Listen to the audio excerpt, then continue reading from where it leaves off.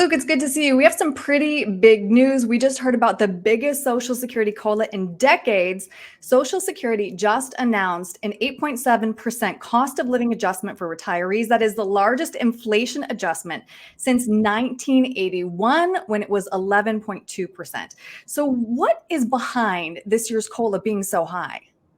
Yeah, so the COLA each year is calculated on the basis of what's called the CPIW, otherwise known as the Consumer Price Index, generally for clerical workers. And so we are seeing, as I'm sure I'm not breaking any news, record inflation here for some time here in 2022.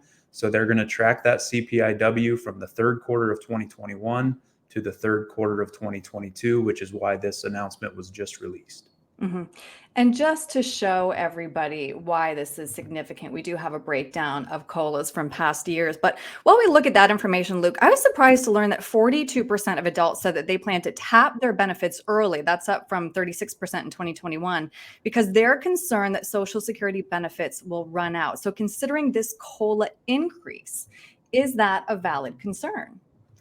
I would say the COLA is always kind of exacerbating a problem that has already existed. Yeah. When we look back at 2020 CARES Act spending and all sorts of other things that have happened in recent years, there's a lot of estimates that the Social Security fund itself would be in a lot of trouble by the year 2033 or 2034. That doesn't largely change with the COLA increase, but obviously it's something of concern. And obviously a lot of retirees are taking note.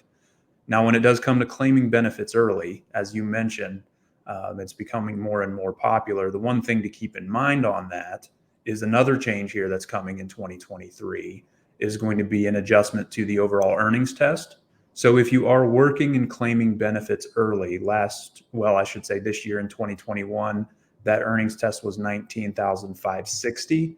Coming up in 2023, that number did increase to 21,240, which means that would be the amount that you could earn before having Social Security benefits withheld.